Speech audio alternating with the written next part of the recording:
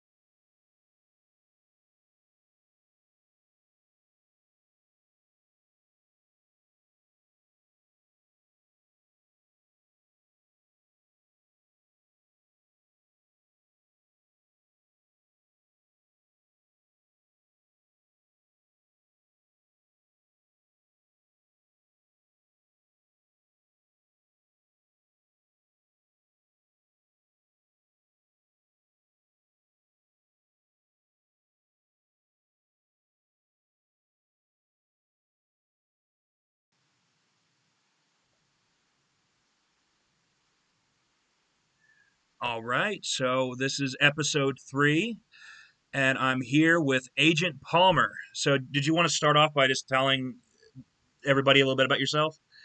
Sure. I am Agent Palmer. I'm also known as Jason Stershik. They're interchangeable at this point. I have a blog that turns 10 this year, agentpalmer.com. I've got a podcast that I believe turns 2 this year. That's the palmerfiles.com. And I'm just a general like geek slash nerd blogger, but like really it's just anything that moves me. And I run a conversational podcast. So you'll hear anything from authors to, I don't know, I've had some visual effects guys, some sound engineers, just general professionals and creatives alike. So, I remember reading on your, I think it was on your blog, that you helped with a poetry book. What was that about? Yeah. So, well, my best friend, uh, Jason Zapata, we go back years, like we go back decades at this point. We met in high school, and um, I don't know when it was. It was sometime, after college, really, where, you always talk about your bucket list things. And back in high school, um, Zapata, because let's be fair, I'm Jason too, so let's make it easy. Zapata and I were writers together. Back in high school, I was writing angsty poetry as well as him. The difference was he continued on that creative slash fiction slash poetry writing hobby is what I'll call it. And I went off and did journalism in college, and then I stopped writing altogether, and then I started up the blog, and I've only dabbled in fiction. But at a certain point, he's like, I really want to put together a book. I really want to get published.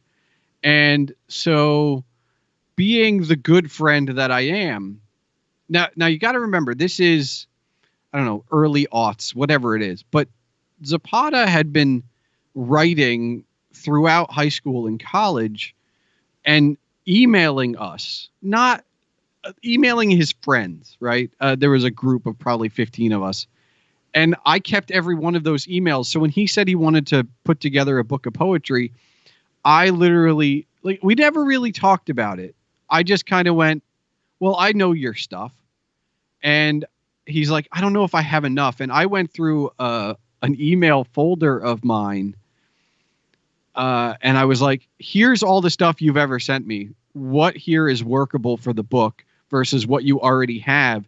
And from there, it kind of snowballed into the project it became. And we developed some processes, and that was kind of the real crux of it. He said he wanted to do it, and I jumped in as like, well, I'll help you.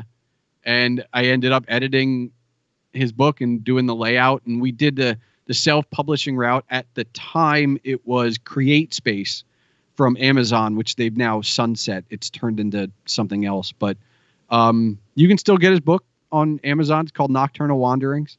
And it's just a book of poetry. And he's working on, we're actively working on the second book of poetry. And then there was a novel that we kind of did in a collection of short stories. He's the ever creative, right? I do create things, but he's the ever creative. And, it's very weird. It's a very weird space. And I say that because coming at book 2 is kind of like the sophomore album for a band, right? You've got years of songs and you pick the best of the best for your first album. And that's basically what his first book was. It was stuff from high school, stuff from college, stuff from, post-college, all of his best hits from like decades of work we put into that novel. I mean, that collection of poems. So when you get to book 2, you're starting fresh. You're like, well, I've used everything good from before. So, yeah, That's that amazing. happened. Is what kind of poetry is it, if I may ask? You know what? It's a little bit of all over the place. We kind of separated it into sections. it was it's a lot of different things. He's got some narrative poetry, he's got some rhyming poetry, he's got some more long-winded things, some things based in like ancient myths, but also some things on modern myths and some different takeoffs. It's not necessarily like it is dark, but not in a pessimistic kind of way, although he tends to lean that way. But it's not dark like Dracula either. Like just think of like a this is not the best way I could put it is like a slightly like a goth with a smirk on their face, right? Not happy goth, but not sad goth. Just like with a smirk, like they know something. It's kind of like that. I might have to buy that book. I like that. What about does any of his poetry have any of those have any influence? You mentioned mythology. Is there any Persian influence at all? Because I know the Persians have a long history of writing poetry. I don't think so. I mean, look, it's been a while, right? We published that book, I feel like at least a decade ago. And while I have read it within the last few years, actually, I haven't read it within the last few years. What I have read are the manuscripts and drafts that I came across, and I ended up gifting him. I was like, "Here's my final notes from the second to last edit. You have some fun with this." And he was like, "I still remember the battles we had." But I don't remember it very much because we've moved on from that. I mean, I don't want to talk too much about the unfinished products, but there were, there is a novel that was drafted. There were a series of short stories that was started. There's a second book of poetry. So like, it's kind of, it would almost be like if you asked me what I've written about on my blog. It's been 10 years. I can kind of remember things I've written, but I can't tell you everything, right? Like you move on. It's,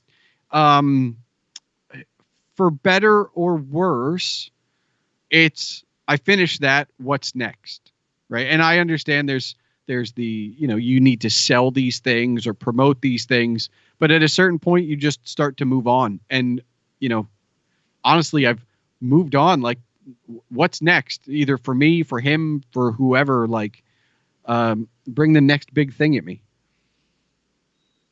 Well, when it comes to publications, what do you think the next big thing is?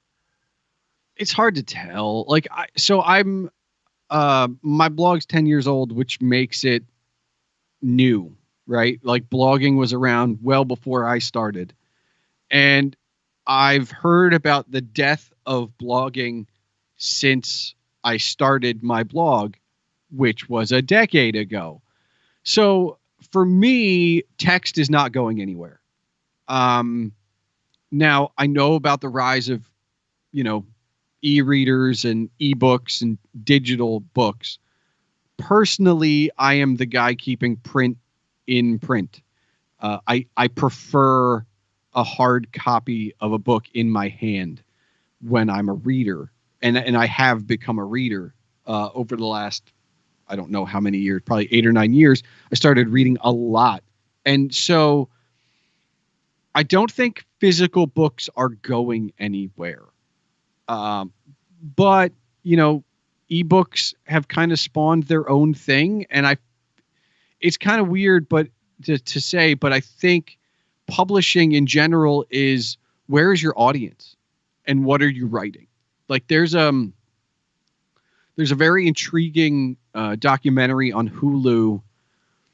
I don't even remember what it's called anymore, but it's about romance books and romance authors, and they follow a few romance authors that mainly they publish a little, they print publish a little bit, but they mainly e-publish their books. And for that industry, it works very well. Some of them are like the classic bodice rippers that, people tend to joke about, but it's a serious industry. Now, science fiction, it's a little bit of both, right? Like I see science fiction authors that only publish ebooks, and I know some that publish for real. Maybe they don't do hardcover. Maybe they only do a soft cover run, right? But I feel like the industry's feeling itself out. And one of the interesting things about publishing is that it's becoming a little bit more accessible, even if you want to publish that print copy. Not to, go back to myself, but when Zapata and I were putting the book together, for him, the dream was not, I want to create a book. The dream was, I want to see my book in print. That was the dream. So we did try and sell it around, but when we realized it was going to be us or nothing, Amazon had CreateSpace at that time, and we self-published. I feel like you just need to know where your audience is. If your audience will buy a print book, whether it's print on demand or, you want to print, 1,000 copies or whatever, if your audience is there, that's fine. And it's not hard to figure out where your audience is. What are you writing?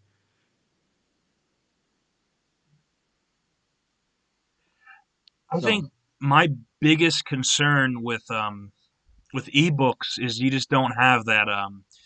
One of my biggest concerns, you just don't have that book smell. I love the smell of old pages.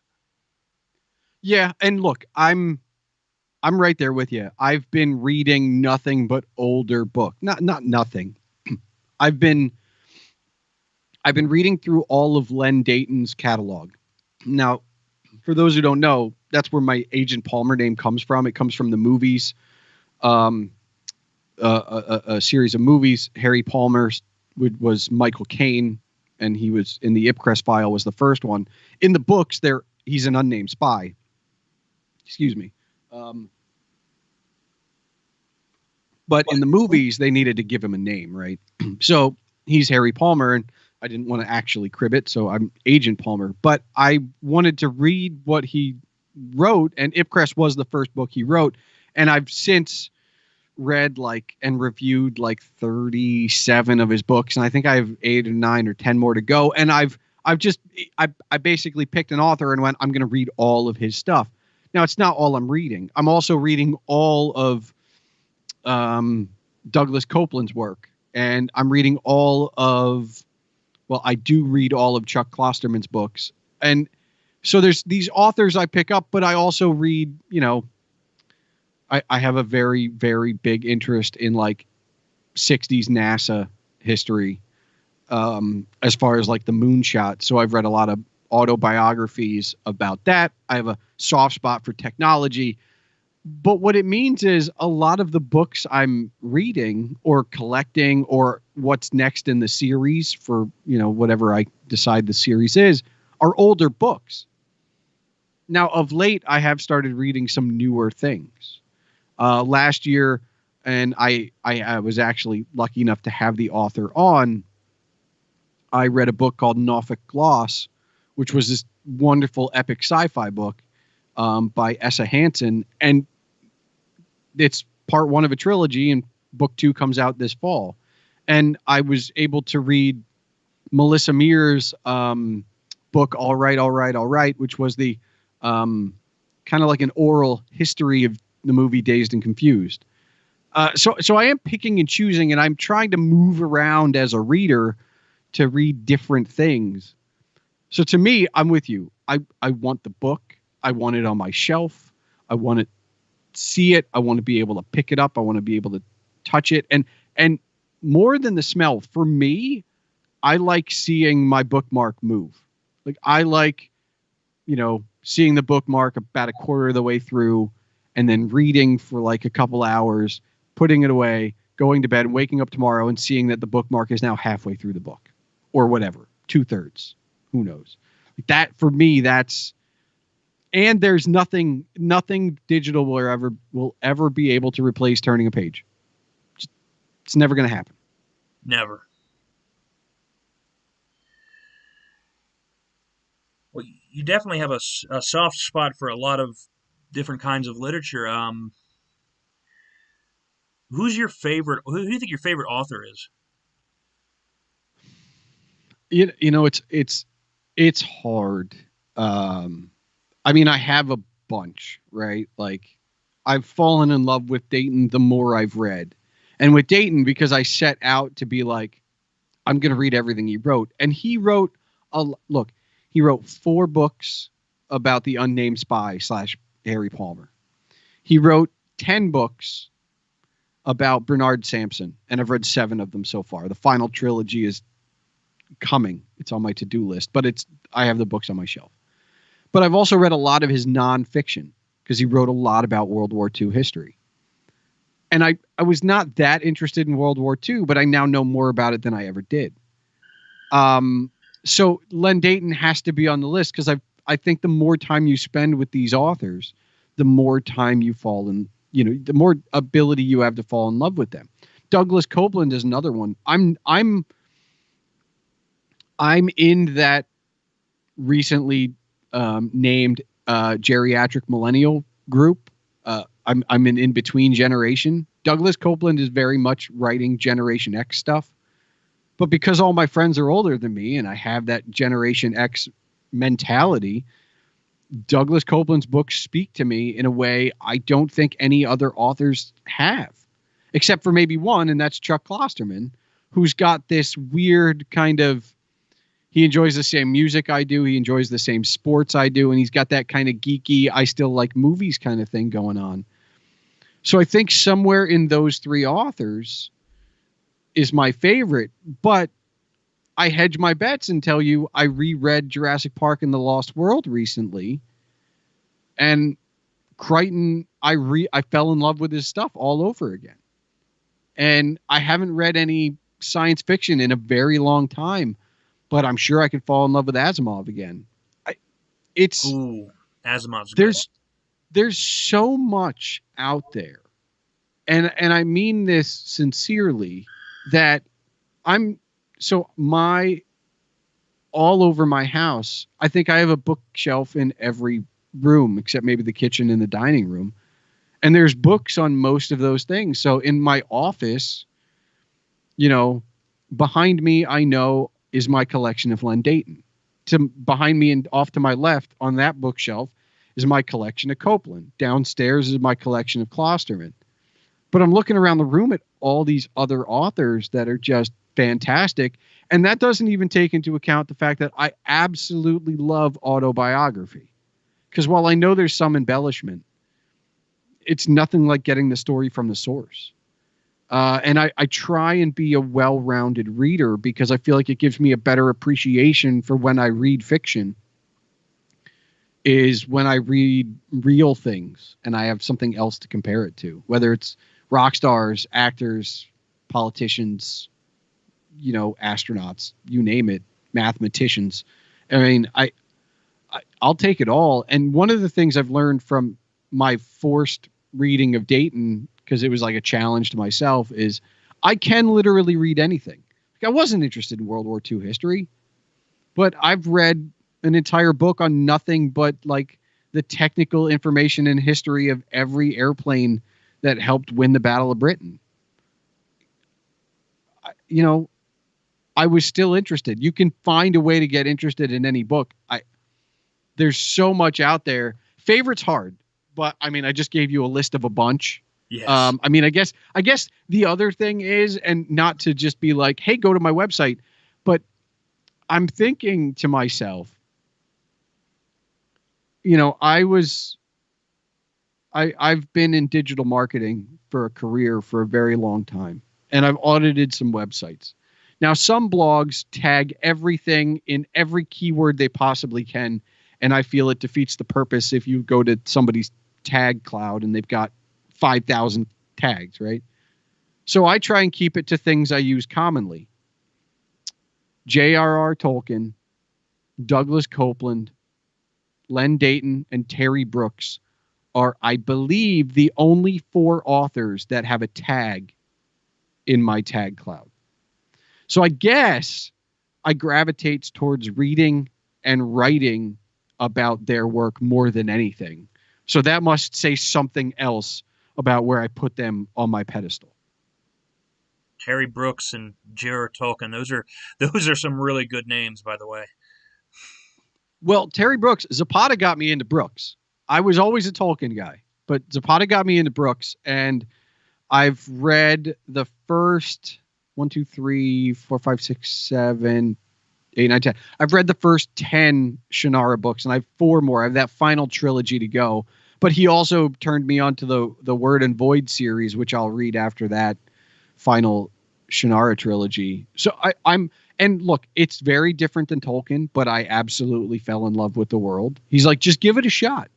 And I was like, all right. Because for him, I don't know. I think we both kind of came to Tolkien, but for him, it was the second book. It was Elfstones of Shannara that really kind of brought him into the Terry Brooks world. And it was, I don't know how it happened, but you know, I came to it much later in life because he just was like, you have to read this.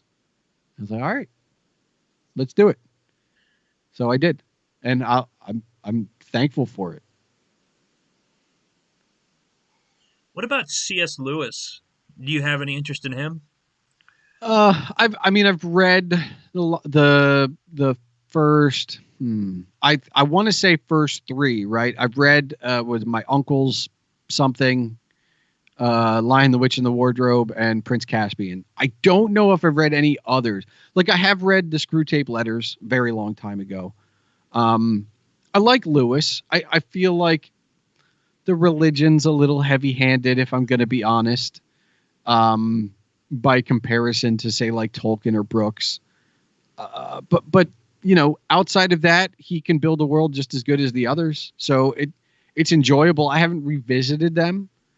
You know, I guess, look, this is the time where I can be controversial. I've never read Harry Potter. In fact, I've never even watched a movie. I was too old. It became, for me, and look, I'm not this person anymore, but for me at that time, you know, I had moved on to other things. I thought the movies were for somebody younger than me. I thought the books were for somebody younger than me. You know, I've read Terry Brooks in my mid-30s, and I go, this is for all ages. So I'm sure Harry Potter is too. I missed it. And I can always go back. My partner's got all of the books, and I'm sure she would love it if I was like, do you want to watch one of the movies? But it's just not, I'm not against it, but I've got so many other things to read that, you know, maybe I'll get to it if I run out of other things. You might enjoy it. One of my grandmothers loves the Harry Potter series, and she she's a great grandmother now. And yeah, so I mean, I would definitely say it's for all ages, but I'll admit I haven't read all the books either. Yeah, I mean, I'll get there. I feel like it's probably, you know, a get there scenario. I mean, so I'm gonna go back to Dayton for a moment because it's an interesting story. I don't know what possessed me. I fell in love with the movies and Michael Caine, and that's where I stole my name from. And then I was like, I should read the books. Like, I should at least read the first book. And I read the first book. And I got to keep doing this. And from that, I started squatting on a few like Len Dayton hashtags on Twitter, right? And then I found the Dayton Dossier through the Twitter account. And then a podcast started called Spybrary. And, you know, talking Bond. I do love Bond. Don't get me wrong. Talking Dayton. Love Dayton. And his first guest on the Spybrary was the guy who runs Dayton Dossier. And so I'm listening, and then they start talking about Bernard Sampson, which is the series I'm in the middle of reading for Dayton now. And I just had to skip some episodes because I'm always, if at all possible, going to write in a spoiler-free way. And Shane from Spybrary was nice enough to be like, spoilers ahead. And I'm like, all right, well, fair enough. So it all kind of coalesced. And now I've had Shane on my show, on the Palmer Files, to actually talk about, you know, spy fiction, but also just other general things. And I was telling him that I was into, or at that time I was either just starting or just finishing the first book in the Bernard Sampson stuff, and I'm supposed to go back on as the first time read through the Bernard Sampson series and talk to both him and Dayton Dossier at some point. I mean, we're hoping it all happens and works out scheduling wise, but it's just so weird that there are these communities, and I don't mean weird in like oh, I can't believe they're doing that, but like you need to kind of fall into these things. I don't know if it's because I was following Dayton Dossier or because my Twitter handle is @Agent Palmer, and obviously somebody who's going to create a podcast called Spybrary is going to understand the connection, and we're going to have a rapport of some kind. But I just fell into this, and it's a wonderful community devoted to spy fiction. I think for them, I'm not a big Facebook person, but they have a Facebook group that is the most active ever if you need to know anything about spy fiction or want any non-Bond type things to read or to like just expand beyond like Dayton and Bond and Le Carre and that kind of stuff. So there's these communities that do exist that are out there. Sometimes they're around a podcast, sometimes they're around a blog, sometimes it's just an online community, but they're there. And, I don't even know how I got here. I got off track. Can you get me back on there, Alex? No, it's all good. I'm glad it did go that way. And honestly, some of the stuff that you're talking about, I'll be honest, I'm a little less familiar with it. So I definitely need to up my game a little bit. No, I mean, look, so I've been trying to get rid of stuff from my house. I feel like I became a pack rat at a certain point, and I've done a pretty good job of like making space. Now I have space to work. I have the cleanest desk I've ever had. But for me, my weakness is books. And so my challenge now, aside from the existing challenges that I already said about like reading through all the Dayton stuff, and I do own all the books, and reading through all the Copeland stuff, and I don't own all the books. So I'm going to have to get some, is in between all of that, I'm trying to read every book in my house, because if I've got it on my shelf, I need to determine if I want to keep it on my shelf. And there's plenty of books in my house I haven't read. And I feel like that's true for a lot of people. And since I've been reading things that, like, my father retired a couple years ago, and he and I now trade books. And he's like, you'll like this, just read it. And I don't ask any questions, and I don't read the inside flap, and I don't read the back cover. He says it, I put it on the list, in the pile, on the shelf, wherever. And when it's time, I pick it up and I start reading it. I've got plenty of books here I have never cracked. I don't know if they're going to be good. I don't even know why I have half of them, to be completely honest. But they're here. I have access to them, and I'm going to read them. And then when I'm done, I donate them to a used bookstore and get more books. It's a never-ending cycle, really.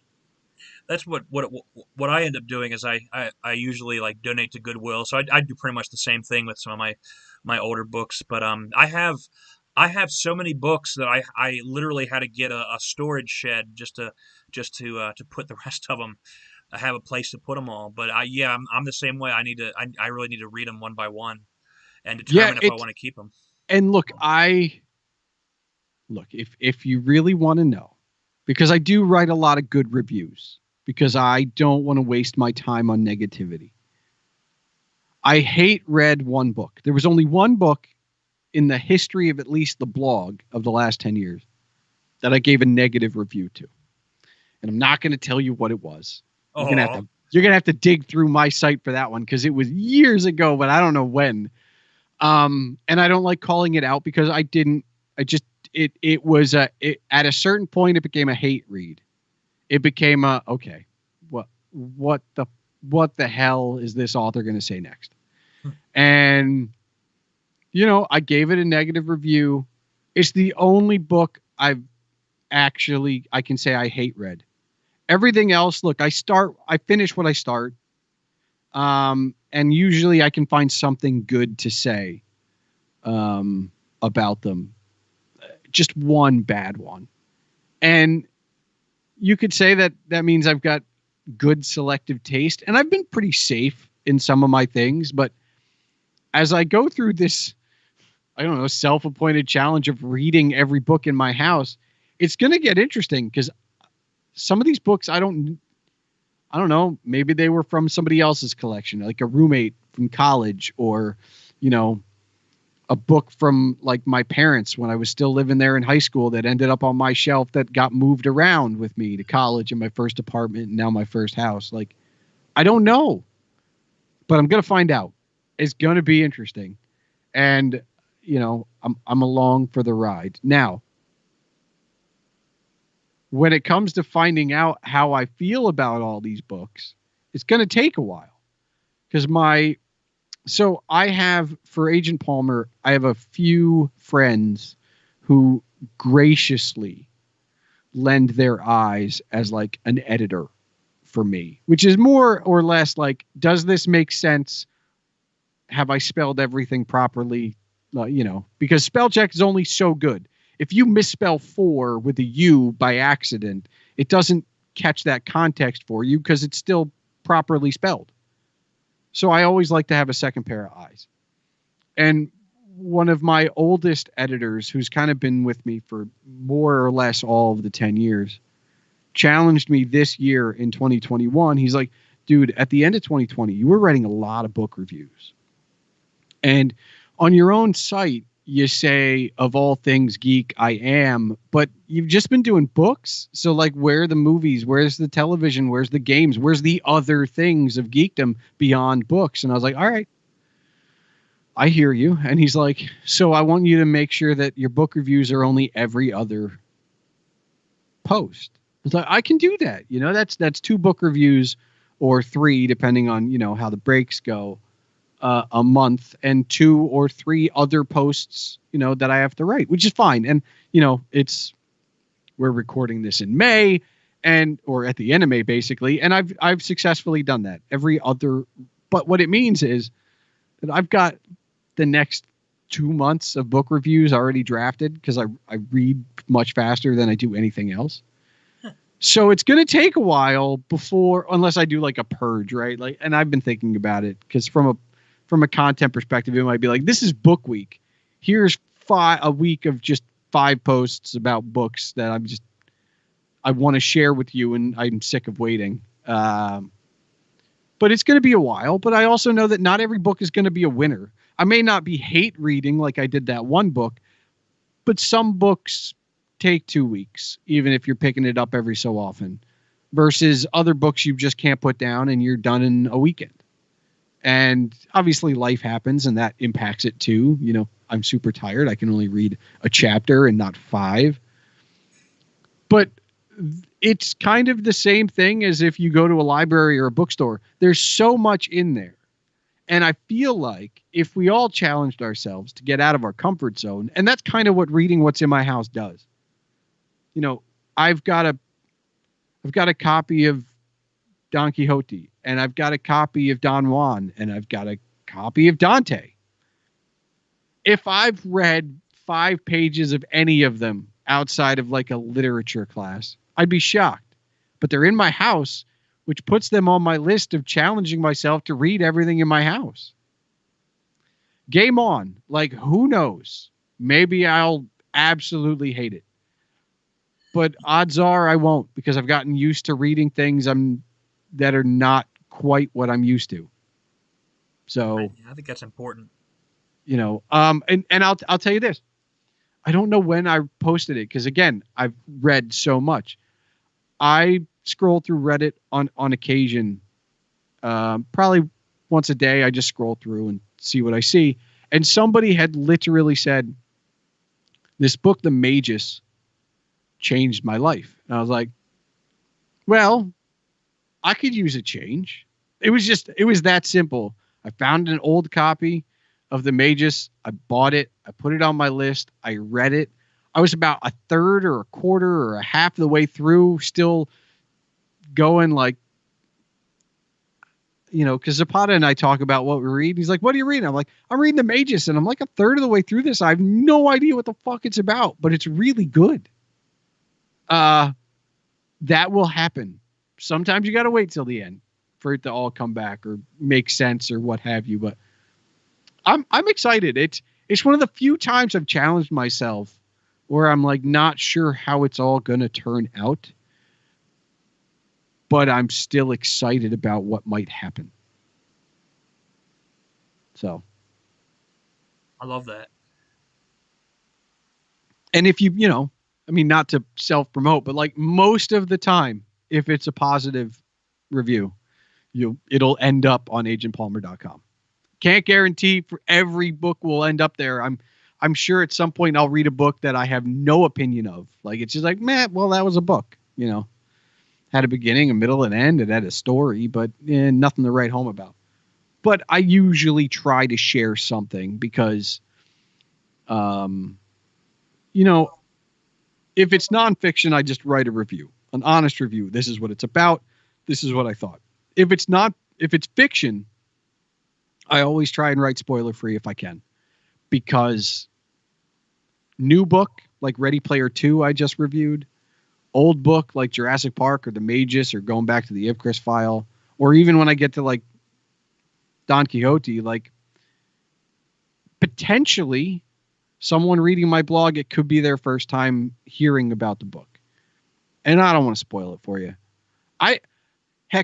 Because I've been reading through things without reading back covers, when I sit down to write my reviews and I'm like, well, what constitutes spoiler free, right? Because obviously, if it's on the back cover, I can get away with writing about it.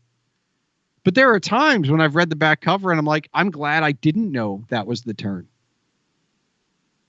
I'm glad I didn't. It was more enticing. Now it's hard for people to do that because you kind of want to be interested, right? Unless you're just picking up an author like I did with Dayton, or, you're just like, well, I know Ian Fleming's written Bond. And in this scenario, you just need to know that the books have no bearing on the movies. If you didn't read the back cover, you might be surprised at what was on the inside. But I try not to read back covers anymore. I feel like they're even for old books. It's like watching the trailer. You might see the turn. And the most famous one of that, at least for me, is, and I haven't watched the movie because of it, is the Matt Damon movie from a few years ago called Downsizing, where he gets shrunk. And in the trailer, you find out his wife didn't want to get shrunk with him. She backs out. How is that in the trailer? That's something you should go in not knowing. That should be a turn. That should be something for you to discover halfway through, a quarter way through the movie.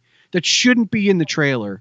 And now I don't pay attention to trailers that much anymore, because it's like I don't want these things told to me. I don't need to be spoon-fed. And there are a lot of trailers like that, unfortunately.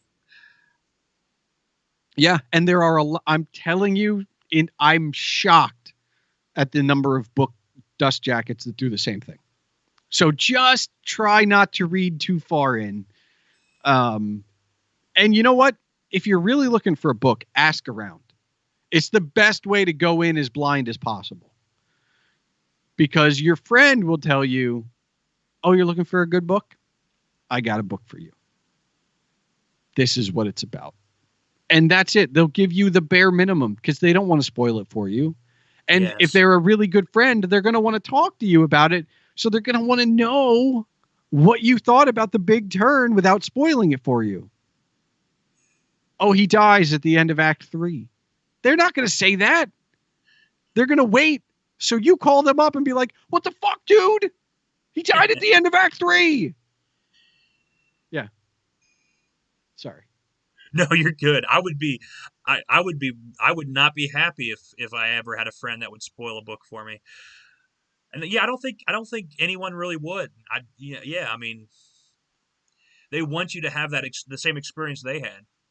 Yeah, yeah.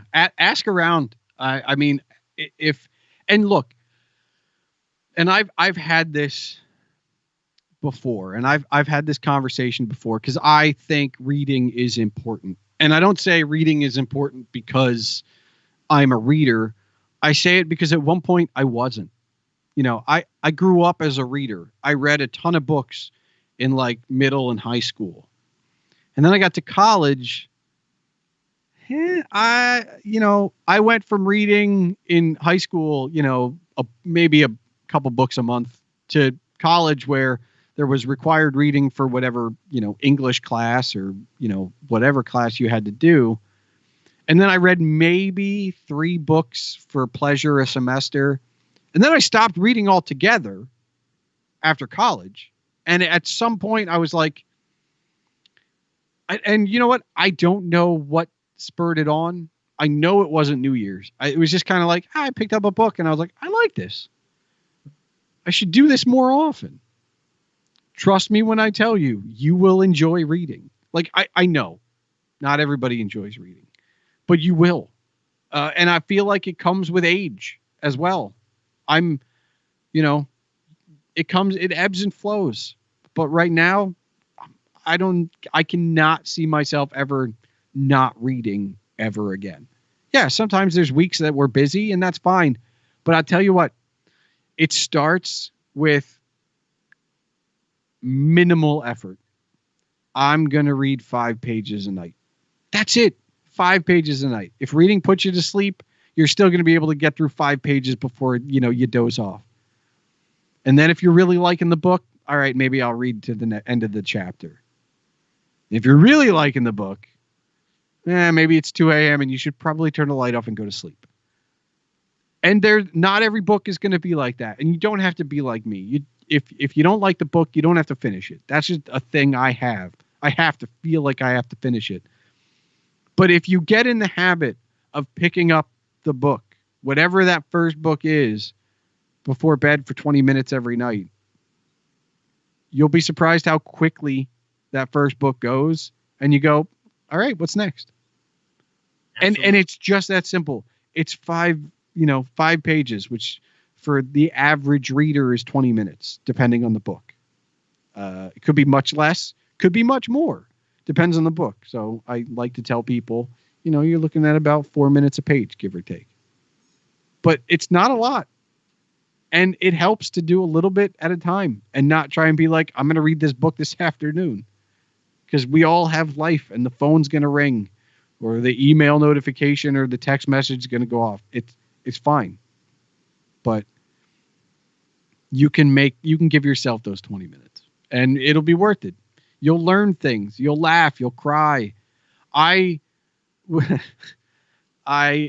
not going to give any spoilers, but I will tell you that there's a book called The Evolution of Claire, which is more of a young adult book, but it's based on Claire from the Jurassic World franchise. Bryce Dallas Howard's character in those movies. And it's about pre-Jurassic World her. She's just an intern at the park. I cried reading that book and I gave it to my partner and she cried during that book. And we're both adults well into our 30s. And that book is aimed at young adults and it made us both cry. Look, you can read anything and don't be ashamed about it. Oh, I definitely there are times when I read Khalil Gibran where I can feel the tears pouring down because yet some books just do that to you. Look, there's nothing worse, right? Because if you're watching a movie, you can kind of still see it through the tears. You could hear the dialogue while you're crying. Look, you can't keep going. If you lose it reading a book, you got to wait. You got to wait. You got to clear the eyes and get the tissues out and then get back moving again. But it's exciting. It's true. So I have to ask, what I mean, we went back and forth a little bit about what we were going to talk about tonight, and I said I could talk about anything. And I kind of have gone off topic, but what is your interest in publishing, writing, reading? Like, I mean, obviously you are a reader of some type, but do you write? Are you interested in publishing? I've self-published a couple of books. I do have an interest in it. Honestly, getting into that field isn't easy, especially if you're doing self-publishing. But no, I have a lot of interest in it. I love literature. I took one of my favorite literature classes I took was in community college. It was on ethnic American literature, and we read some amazing books like The Bluest Eye. That was a fantastic read. And right now at university, I'm taking a class on bookmaking. So it's I don't know, it's definitely a passion of mine. I do feel like since I've been in university, I've mostly been reading what they've been assigning me, so it's a little bit difficult for me to read in my spare time as much as I used to. But no, you mentioned that you edited a book on poetry. I love poetry. Like I love Jalaluddin Rumi. I love like Khalil Gibran, William Blake. I absolutely love poetry. Look, at back in college, I was in love with like Byron and Keats, and I haven't look. I have their books on my shelf. I haven't picked them up in forever, but I'm challenging myself, so it's going to happen. And I'll tell you this too, like I took a nature and literature course in college, and for the last look, I'll date myself. I graduated 17 years ago.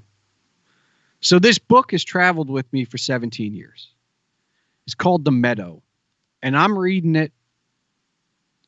I remember bits and pieces. When you're reading for a college course of any kind, community college, junior college, university, whatever, you read with a different eye. You just do. And a different mindset, right? There's going to be a question. What detail do I have to pick up on? What theme am I really, I'm reading this book. You know what?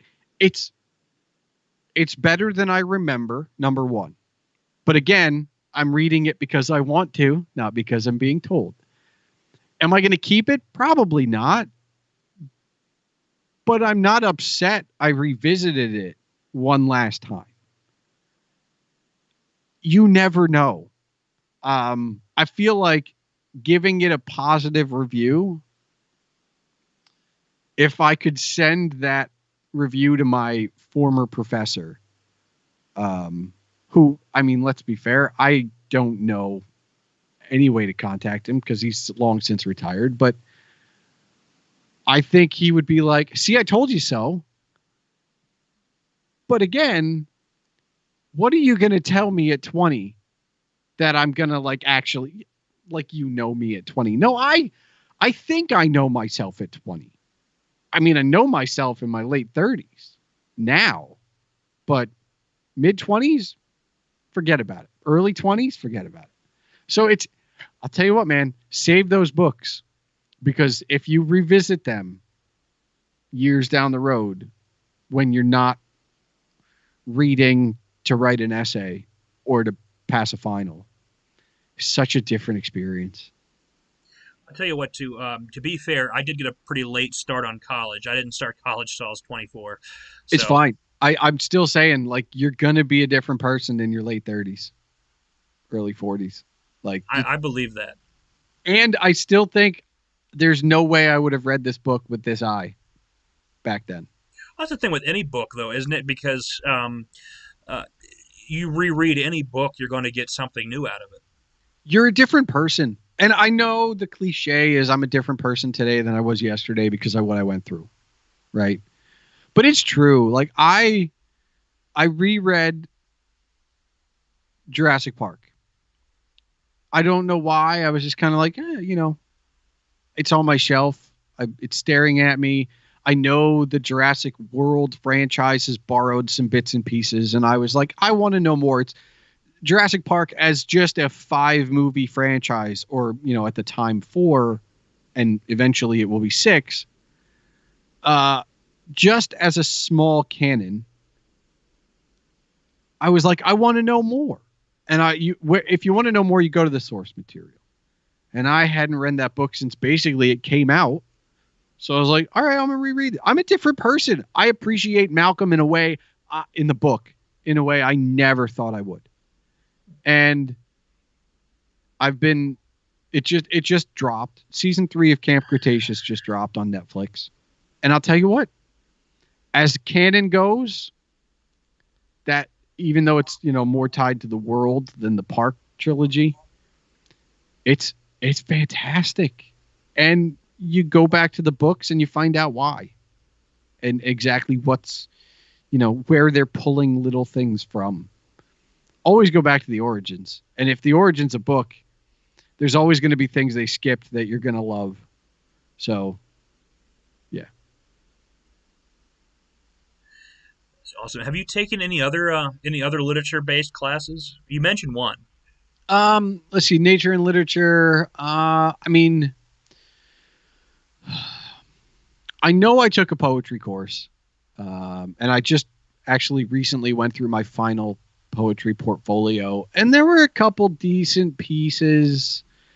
But other than that, like I took a screenwriting class, but nothing really as kind of like, other than like, English 101 or English 201 where, hey, this week we're going to read, I don't know, whatever. No, not really, other than that nature and literature course and the poetry course. And those were all so long ago, but I have to get out there and read a few other things. I know to kind of bring it a little bit back. Well, I have helped Zapata publish a book, and I'm going to help him publish another, and hopefully more. He's got a full-time job, so it's not that easy, right? But he loved my fiction and my poetry. He's probably one of my biggest fans of my fiction and my poetry, and he absolutely shellacks me for like, you gotta pick it up again. I'm like, dude, I'm getting my fill. Like, I'm getting my creative outlet through, telling people about this great book I read or this great movie I saw, or just going on a rant about whatever and hitting publish. And he's like, but you got to write some poetry again. And I'm sure I can. I'm just waiting for the inspiration, but he really wants me to go back to it. And you should. He won't let up. So at some point I probably will. I did write a short piece of fiction about 5 years ago, and I thought that turned out pretty well. In fact, I made a video of it and everything, of just like static images, applicably, and a friend of mine did the narration, and I ended up putting it on.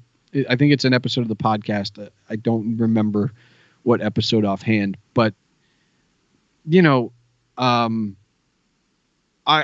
are moments when I go, I'm tempted, but I want to give it a fair shot. I don't want to sit down for like, I got a half hour, let's crank out a stanza. So I feel like it's probably going to wait until I have like a vacation or something. And I'm like, nah, all right, it's time. Sit down. Let's write some poetry. I don't know what'll come out, actually. I don't know if I'm afraid to or not. I still have everything I've ever written. I said I was a pack rat earlier. There are some things I just don't know if I'll ever be able to get rid of. But it's not like I reread that older stuff. But it's there. I know the ability is there. If you've ever written poetry or fiction, I don't think it ever leaves you.